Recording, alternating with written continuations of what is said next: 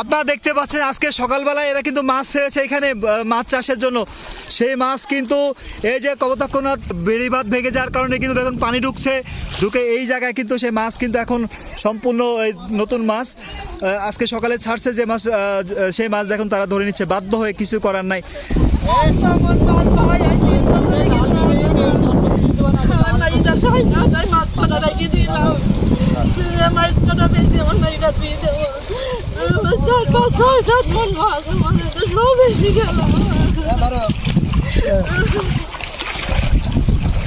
আমাদের সরকারি যে গেট, এই গেটের পাশ দিয়ে ভেঙে গেছে আর গোড়ার বাঁধ ভেঙে গেছে।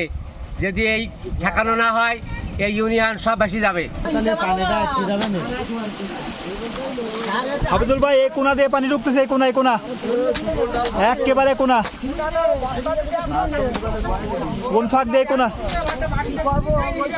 ও, এই ভিতরে এই সাইডে কোনা কিন্তু।